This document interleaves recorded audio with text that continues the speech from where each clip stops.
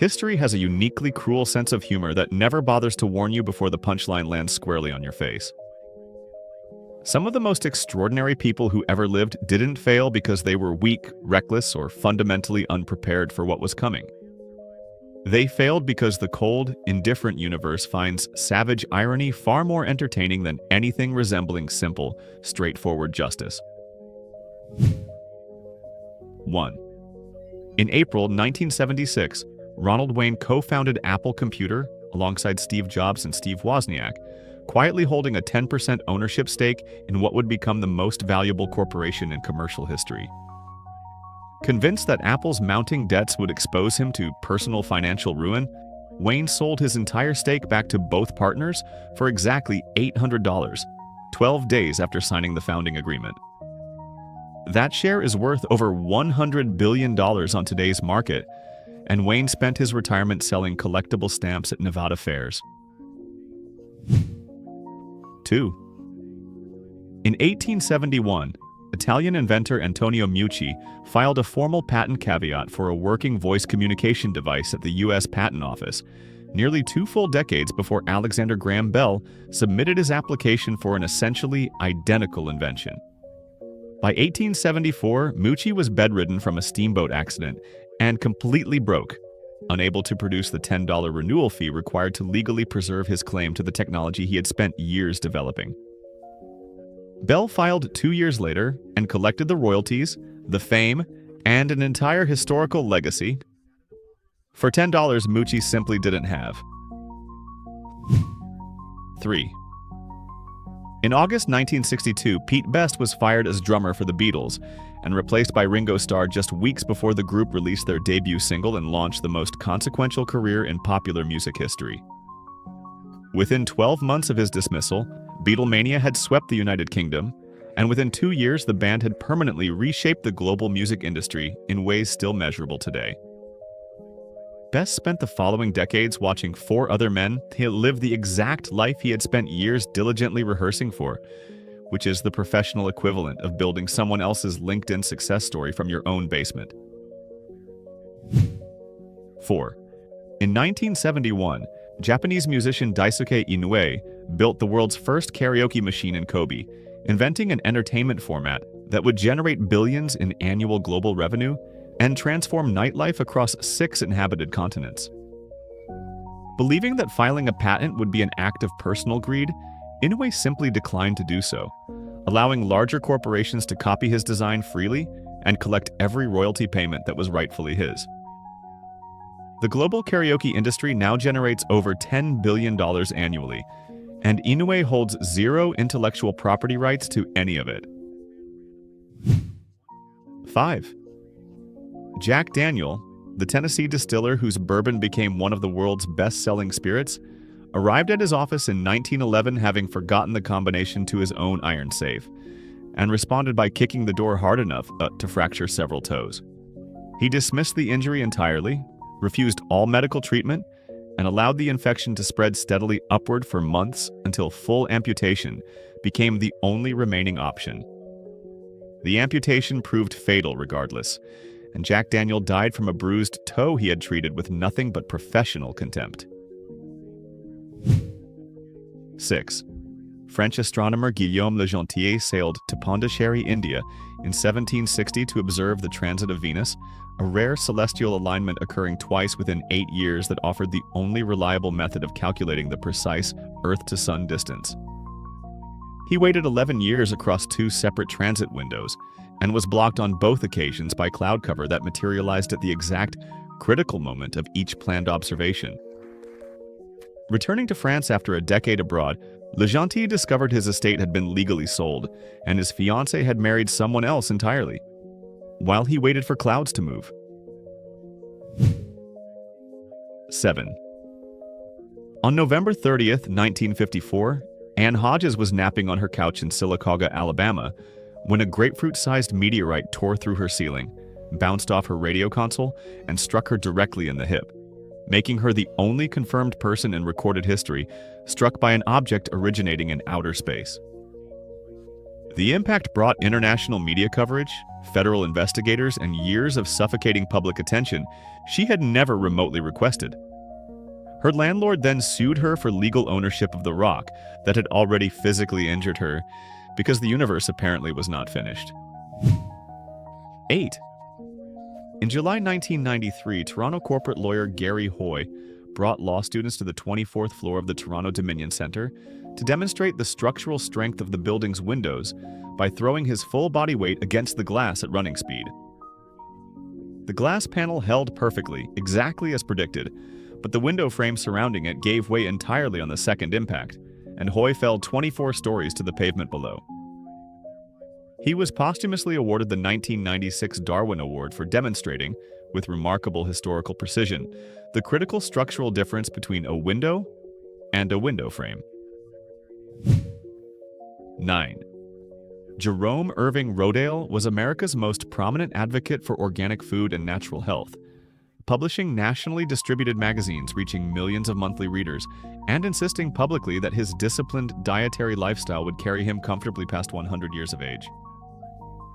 On The Dick Cavett Show in 1971, Rodale told a live studio audience with complete sincerity that he had never felt healthier and was in the finest physical condition of his entire adult life.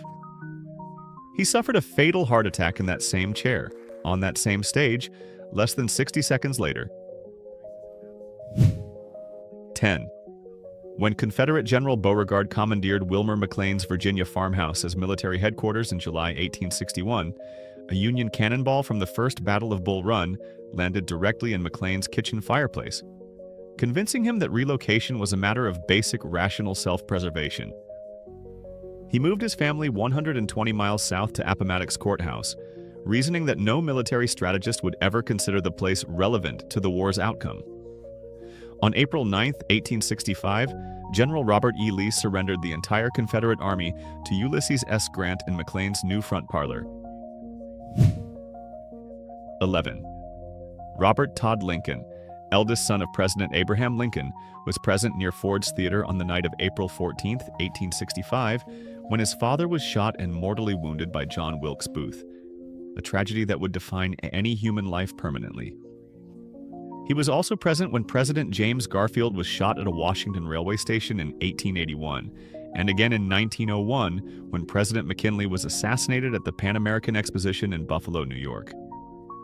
After personally witnessing 3 presidential assassinations, Lincoln reportedly declined all further invitations from sitting heads of state without providing a formal explanation.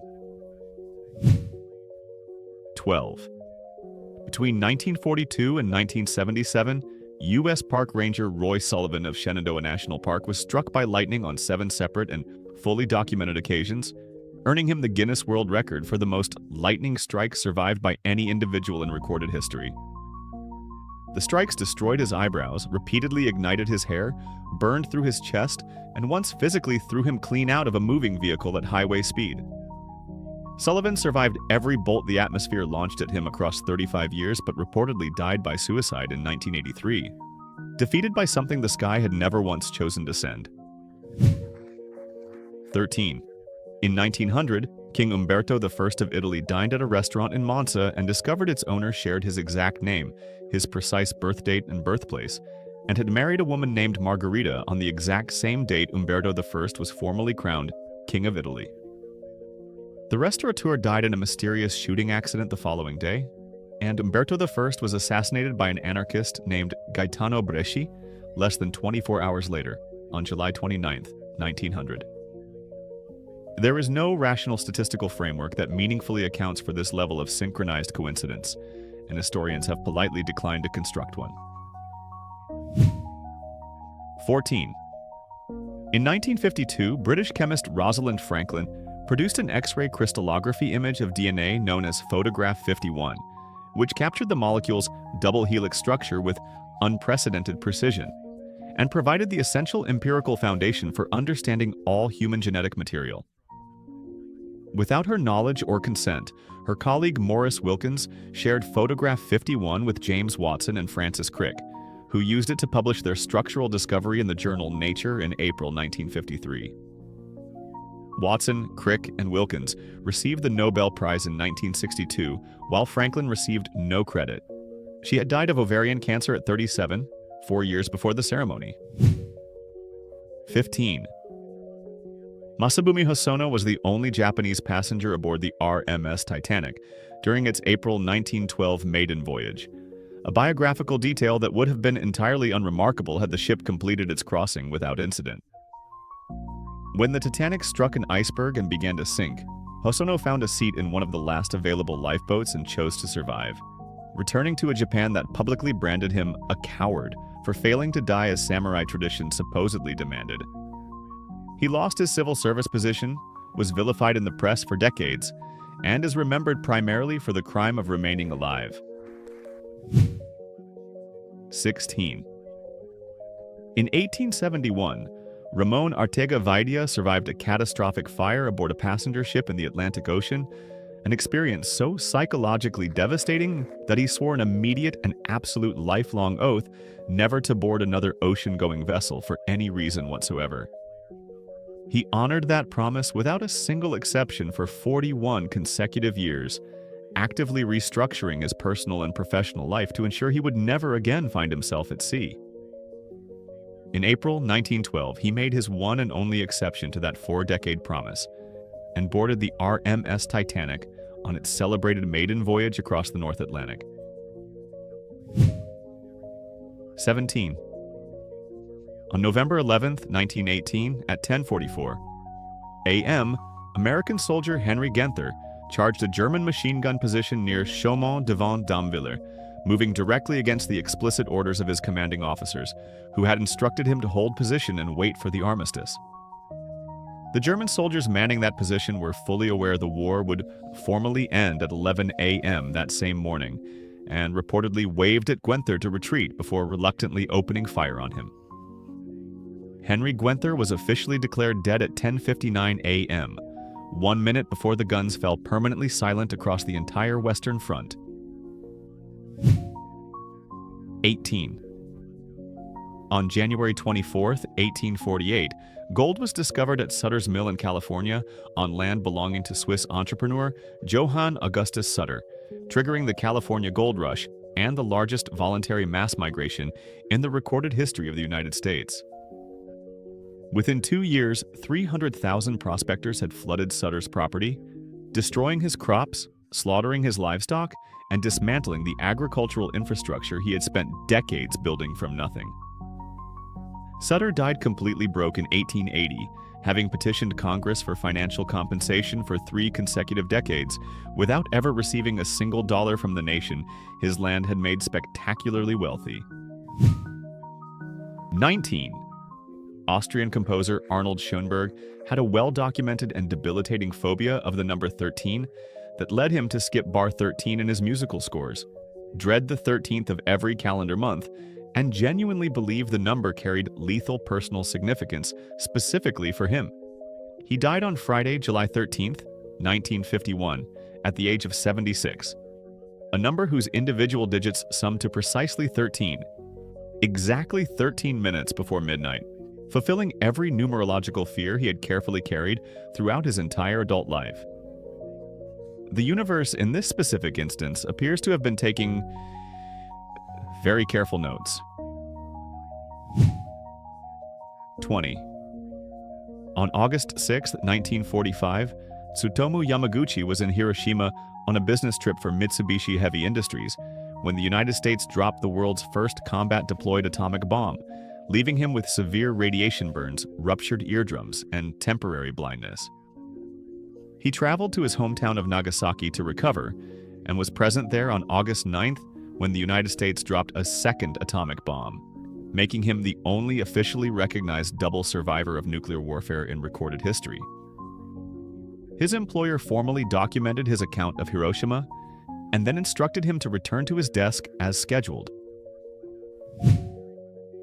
21. Marcus Garvey, founder of the Universal Negro Improvement Association and one of the 20th century's most consequential Pan-African leaders, suffered a stroke in early 1940 that prompted widespread press speculation about whether he had already died. An American newspaper then published a premature obituary describing him as broke, politically irrelevant, and forgotten by the movement he had personally built. Garvey read it while still very much alive, suffered an immediate catastrophic second stroke, and died 2 months later.